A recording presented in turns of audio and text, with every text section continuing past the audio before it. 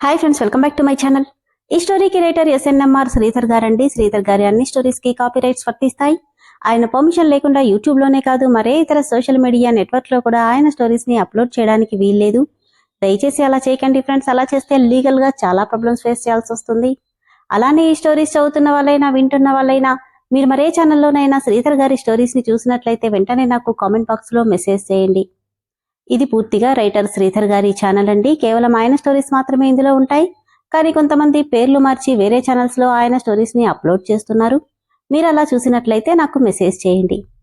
ఇక లేట్ చేయకుండా వీడియోలోకి వెళ్ళిపోదాం ఫ్రెండ్స్. ఎస్ఎన్ఎంఆర్ శ్రీధర్ గారు రాసినటువంటి మనోభిరాముడు 168వ భాగం.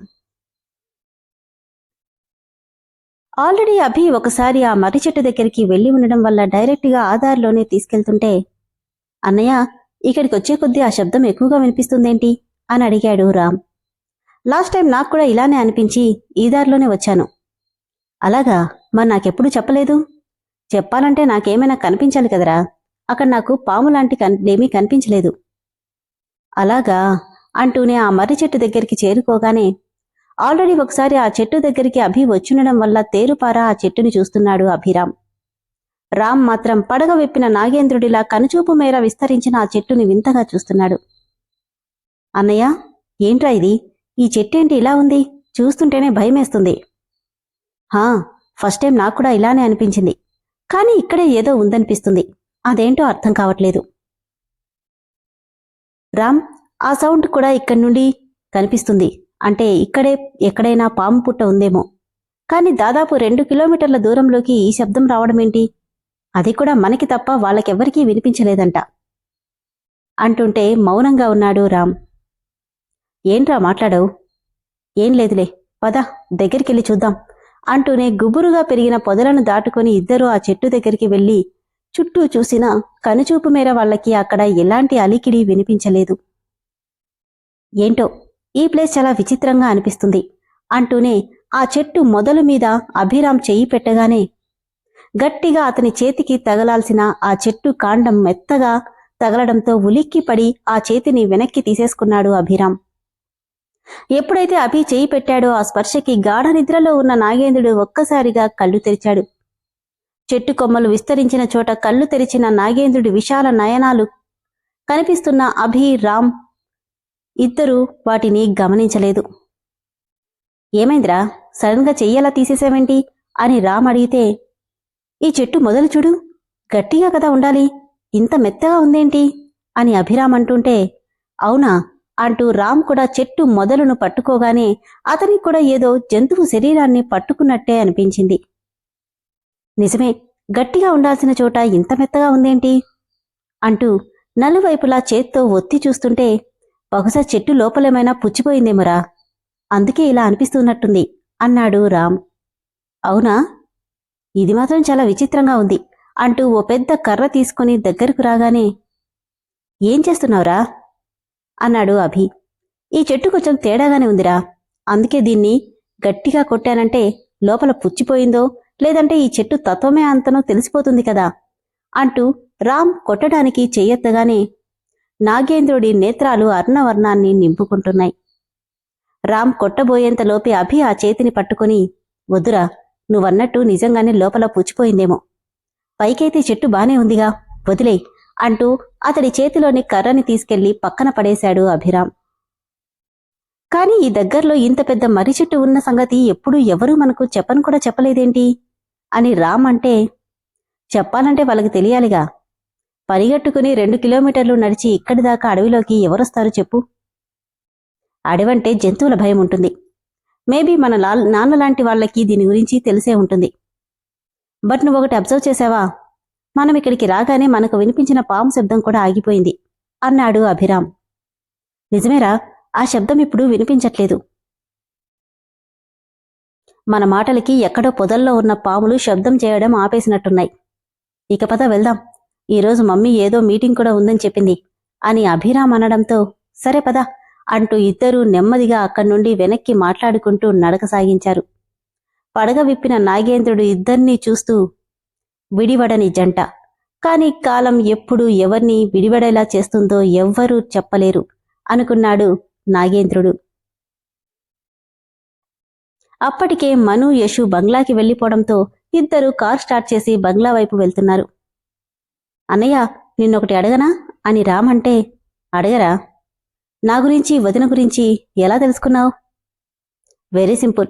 నేను తాళి కట్టగానే నా కాళ్ల మీద జారిపడిన మను కన్నీళ్లు చూసి డౌట్ వచ్చింది. దాంతో ఎంక్వైరీ చేయించాను, అంతే. సైలెంట్గా ఉన్న రామ్ని చూసి, ఏంట్రా మళ్ళీ దాని గురించి ఆలోచిస్తున్నావా? చచా, అలాంటిదేం లేదురా. ఇన్ని తెలుసుకున్న నీకు రాధ గురించి తెలియకుండా ఉండదని నేననుకోను అని రామ్ అంటే, కార్ డ్రైవింగ్ చేస్తూనే తెలుసన్నట్టు తలూపాడు అభిరామ్. మరి తన విషయంలో నువ్వు స్టెప్ తీసుకోవడానికి ఏమీ లేదురా. తనకి ఆల్రెడీ అర్థమయ్యేలా చాలాసార్లు చెప్పాను. నా మాట విన్నదని అనిపిస్తుంది, కానీ ఎంత ట్రై చేసినా తన మనసులో ఏముందో అర్థం చేసుకోలేకపోతున్నాను అన్నాడు అభి. అదేంటి? ఏమైందో తెలీదు. ఈ మధ్య మరీ నా కంటికి కూడా కనపడట్లేదు. నన్ను తప్పించుకొని తిరుగుతుంది. ఏంటి? రాధ నిన్ను తప్పించుకొని తిరుగుతుందా అని రామ్ ఆశ్చర్యపోతే, అవును, కానీ తనేం చెయ్యాలనుకుంటుందో మాత్రం అర్థమవ్వట్లేదు. ఒకవేళ నీకోసం వదిన్నేమైనా అని రామ్ డౌట్గా చడిగితే, నవ్వి, నా రాధ అలాంటిది కాదురా. తనకి పంతం ఎక్కువేమో కాని దానికోసం ఒకరికి అపకారం చేయదు. అలా ఎలా అనుకుంటావు అన్నయ్య? నీకోసమే కదా నాకు వదినకి నాటుమందు పెట్టింది. నీకోసమే కదా వదినతో నిజాలని చెప్పి తను సూసైడ్ చేసుకునేలా చేసింది. కాని దానివల్లే మేమిద్దరం ఒక్కటయ్యాం. దానివల్లే మనం పూర్తిగా తన గిల్టీస్నెస్ ని వదిలేసింది. అది మర్చిపోకు అని అభిరామ్ అంటే, అంటే తను ఇవన్నీ కావాలని చేసిందంటావా? ఎందుకు చేసిందో కొద్ది రోజులు ఓపిక పట్టు, తన నోటితోనే చెప్పేస్తాను అని అభిరామ్ అంటుంటే, నీ మాటలు నాకేం అర్థం కావట్లేదురా. టైం వచ్చినప్పుడు అన్నీ అవే అర్థమైతాయిలే అంటూ బంగ్లా రావడంతో కారు ఆపాడు అభిరామ్. హలో, చెప్పండి, నేను చెప్పిన పని ఎంతవరకు వచ్చింది అని గాయత్రి ఎవరితోనూ ఫోన్లో మాట్లాడుతుంది. అటుపక్క ఏం చెప్పారో తెలియదు కానీ షాక్తో వాట్ అంటూ పైకి లేచింది గాయత్రి. మీరు చెప్తుంది నిజమేనా? నిజం మేడం. మీరు ఊరు వెళ్ళినప్పటి నుండి అభిసార్ ఇంతవరకు మన కంపెనీ బ్రాంచెస్ కని విజిట్ చేయడానికి ఒక్కసారి కూడా రాలేదు. అదేంటండి, వాడు చాలాసార్లు బెంగళూరుకు వచ్చాడు. బెంగళూరుకి వచ్చారేమో మేడం, బట్ మన కంపెనీస్కి మాత్రం రాలేదు. ఇక్కడికి కాదు మేడం, ఇక్కడ ఉన్న ఏ బ్రాంచ్కి కూడా సార్ ఇంతవరకు వెళ్ళలేదు అని అటువైపు మాల్తున్న వాళ్ళు చెప్తడంతో, అలాగా, ఓకే థ్యాంక్ యూ అంటూ ఫోన్ కట్ చేసింది గాయత్రి. మమ్మీ, ఆఫీస్లో ఏదో ప్రాబ్లం అంట, నేనొకసారి వెళ్ళి చూసొస్తాను.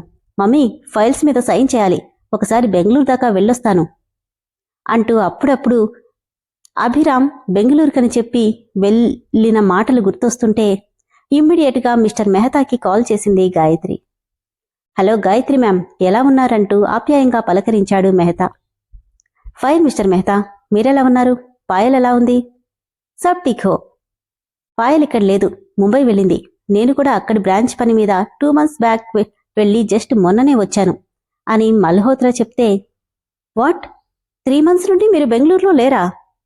లేను మేడం, అక్కడ ఒక చిన్న ఇష్యూ, దాంతో వెళ్లాల్సి వచ్చింది. ఇప్పుడైతే ఓకే, అందుకే వచ్చేశాను. అంటే 10 days బ్యాక్ మీరేదో పార్టీ ఇస్తున్నారని అభి బెంగళూరుకొచ్చాడు. మరి నేనా? పార్టీయా? నేను పార్టీ ఇస్తే కంపల్సరీగా మిమ్మల్ని ఇన్వైట్ చేస్తాను కదా మేడం. అభి ఏదో జోక్ చేసి ఉంటాడు. నేను వచ్చిందే మొన్న, అప్పుడు పార్టీ ఎలా ఇవ్వగలను అని మిస్టర్ మెహతా చెప్పడంతో, అలాగా, అయితే వాడేదో నాకుతో జోక్ చేసి ఉంటాడులేండి అని కాసేపు మాట్లాడి ఫోన్ పెట్టేసింది గాయత్రి. ఏంటిది? అభి ఇన్నిసార్లు బెంగళూరు వెళ్తున్నట్టు చెప్పాడు. ఎక్కడికి వెళ్ళినట్టు? పైగా ఏదో పార్టీ ఉందని అబద్ధం చెప్పి మరీ వెళ్ళాడు. ఓ గాడ్, ఏం చేస్తున్నాడు వీడసలు అనుకోగానే ఒళ్లంతా చిరుచెమటలు పట్టడం స్టార్ట్ అయింది గాయత్రికి. విన్నారు కదా ఫ్రెండ్స్, స్టోరీ అయితే ఎంత బాగుందో కదా. ఇద్దరు అన్నదమ్ములు మర్రి చెట్టు దగ్గరికి వెళ్లారు. అక్కడ మెత్తగా తగులుతున్న నాగేంద్రు శరీరానికి అర్థమేంటో వీళ్ళిద్దరికీ అర్థం కాలేదు. అది తొందరలోనే తెలుస్తుందనుకుంటా. కాని నాగేంద్రుడు ఒక మాట అన్నాడు, విడివడని జంట, కాని కాలం ఎప్పుడు ఎవరిని విడదీస్తుందో తెలీదు అని. అంటే రామ్ అభిలు విడిపోతారా? అంటే వాళ్ళిద్దరికిలో ఎవరికో ఒకరికి ఏమైనా జరుగుతుందా? ఏమో, తదుపరి ఎపిసోడ్లో అదేం జరుగుతుందో తెలుసుకుందాం. అలానే గాయత్రికైతే ఫుల్ క్లారిటీ వచ్చేసింది. అభిరామ్ బెంగళూరు వెళ్ళట్లేదు, ఎక్కడికో వెళ్తున్నాడు. కానీ ఎక్కడికి? మరి గాయత్రి తెలుసుకుంటుందా? మీకేమైనా అభిరామ్ ఎక్కడికి వెళ్తున్నాడో ఐడియా ఉంటే నాకు కామెంట్ బాక్స్లో మెసేజ్ చేయండి. స్టోరీ అయితే చాలా బాగుంది కదా ఫ్రెండ్స్. స్టోరీ నచ్చిన వాళ్ళు ఇమీడియట్ గా మెంబర్షిప్ లో జాయిన్ అవ్వండి. Thank you.